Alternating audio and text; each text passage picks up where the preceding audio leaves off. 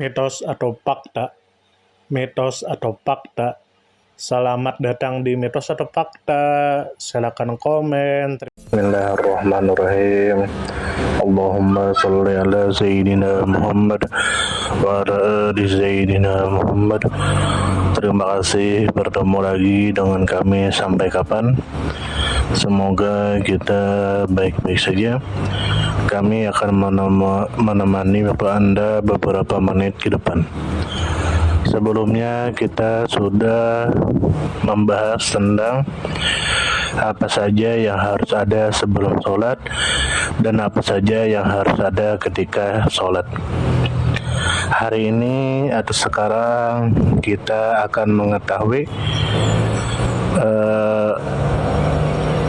apa saja yang menyempurnakan sholat. Artinya boleh ada, boleh tidak. Jika ada maka dapat pahala, dan jika ada maka tidak apa-apa. Sholatnya tetap sah sekalipun tidak dikerjakan. Tapi jika dikerjakan dapat pahala. Nah, terserah saja. Lalu masuk, hendaklah kita mengerjakan semua sunnah-sunnah sholat. Apa itu sunnah-sunnah sholat? Yaitu apa saja yang kita kerjakan kita dapat pahala. Adapun jika tidak kita kerjakan, sholat kita tetap sah. Dan sunnah-sunnah sholat itu banyak sekali. Yang pertama adalah mengerjakan sholat itu ikhlas karena Allah Ta'ala. Nah, jadi sholat karena Allah Ta'ala itu hanya dianjurkan, bukan kewajiban. Nah, hanya dianjurkan. Soalnya kan ada orang yang sholat karena terpaksa, entah disuruh orang tuanya, atau disuruh gurunya, atau disuruh pasangannya. Itu sholat karena terpaksa tetap sah, karena ikhlas ini tidak wajib. Nah, ikhlas ini hanya sunnah. Jika dikerjakan dapat pahala, jika tidak dikerjakan sholatnya tetap sah. Alangkah baiknya kita kerjakan. Alangkah baiknya kita sholat karena Sang Pencipta.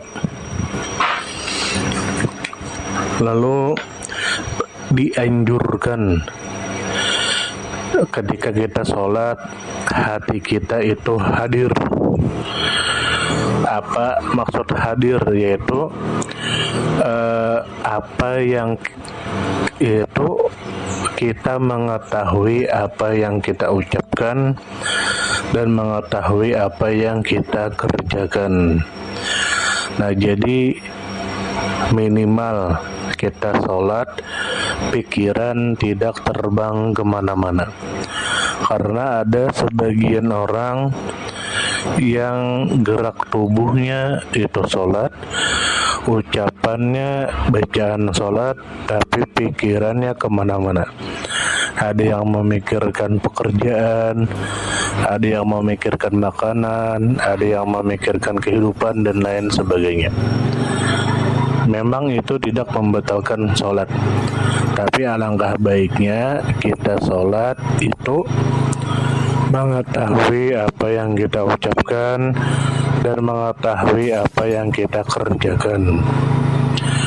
Dan dianjurkan sholat itu harus tenang, tidak tergesa-gesa, tidak gersa-gersu. Sholat harus tenang, menyatukan hati dan pikiran. Dan dianjurkan ketika sholat kita memahami apa yang kita baca dan merenungi apa yang kita baca. Nah, jadi itu sangat dianjurkan. Jika dikerjakan kita dapat pahala. Jika tidak dikerjakan sholat kita tetap sah. Nah, lalu apa saja yang bisa menghilangkan pahala sholat kita? Di antara perbuatan yang bisa menghilangkan pahala sholat kita adalah riya. Sholat karena riya, yaitu mengerjakan sholat karena manusia. Kenapa kamu sholat? Aku sholat karena mertuaku. Kenapa kamu sholat? Aku sholat agar dipuji-puji pasanganku. Kenapa kamu sholat? Aku sholat untuk mencari perhatian orang lain. Nah, itu bisa menghilangkan pahala sholat kita, sekalipun sholatnya tetap sah. Jadi jangan sampai kita capek-capek sholat tapi pahala sholat kita hilang. Nah, selanjutnya adalah masuk ke apa saja yang bisa membatalkan sholat kita. Artinya jika kita melakukan ini maka sholat kita tidak sah. Yang pertama adalah berbicara dengan sengaja walaupun hanya 2 huruf, dan berbicara banyak walaupun dalam keadaan lupa. Maksud berbicara di sini adalah kita mengucapkan apa saja yang mana ucapan tersebut bukan ucapan perbuatan sholat, bukan Fatihah, bukan sholat, bukan doa. Nah, jadi jika kita mengucapkan semua itu maka sholat kita batal.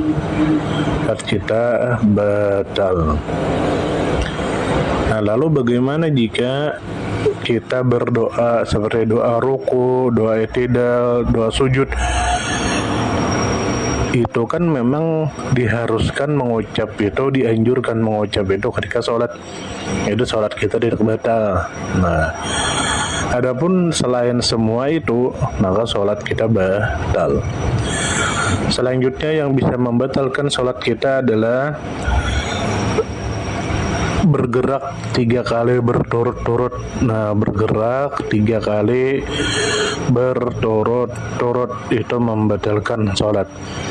Kalau mau 2 kali berhenti, 2 kali berhenti, 2 kali berhenti. Karena ketika berhenti itu dihitung 1 lagi. Nah, jangan 3 kali berturut-turut. Jika 3 kali berturut-turut maka sholat kita batal. Selanjutnya yang membatalkan sholat adalah makan dan minum. Jadi ketika kita sholat itu makan batal, dan ketika minum batal.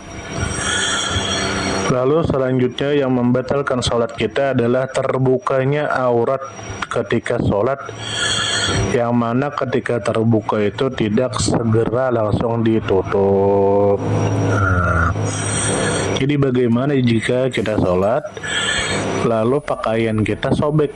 Nah, maka ketika kita sobek langsung kita tutup dengan tangan kita semampunya.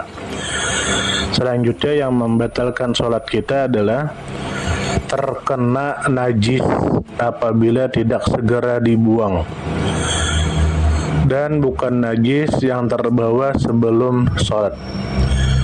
Selanjutnya yang membatalkan sholat adalah mendahului imam sebanyak 2 rukun. Adapun jika hanya 1 rukun maka hukumnya makruh. Adapun jika 2 rukun maka sholat makmumnya batal. Jadi misalnya kita berjamaah, kita jadi makmum, tapi ternyata kita gerakannya terdahulu dari imam 2 rukun, maka sholat kita batal. Selanjutnya yang membatalkan sholat kita adalah tertinggal atau terlambat dari imam sebanyak 2 rukun tanpa ada ujur atau halangan atau alasan yang diperbolehkan untuk tertinggal dari imam. Nah, jika semua ini ada pada diri kita, ketika sholat, maka sholat kita batal. Nah, lalu tidak sah seorang makmum yang imamnya adalah orang kafir, dan tidak sah makmum laki-laki sholat berimam dengan perempuan atau banci yang mempunyai dua kelamin.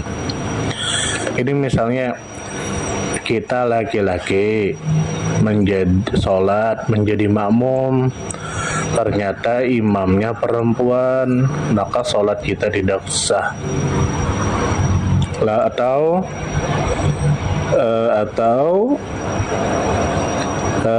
ada orang yang mempunyai dua kelamin, laki-laki dan perempuan, dua kelamin, kita sholat di belakangnya, maka sholat kita tidak sah.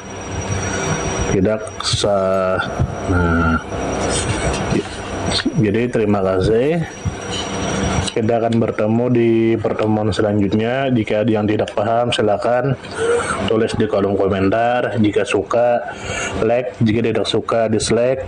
Jika menurut Anda bermanfaat, silakan sebar. Nah, mohon maaf jika ada salah. Terima kasih banyak. Mohon maaf jika kami ada salah. Perbedaan pendapat di kalangan umatku adalah rahmat. Kasih sayang. Terima kasih. Mohon maaf jika ada salah. Salam damai. Silakan share, komen, like, subscribe. Salam damai. Mitos atau fakta? Mitos atau fakta? Terima kasih sudah mampir di Mitos atau Fakta. Silakan komen, share, like, subscribe, bertemanlah dengan kami. Semoga kita semua disehatkan badan, dilancarkan rezeki, dikabulkan segala hajat. Semoga kita baik-baik saja, semoga kita sukses selalu. Salam damai.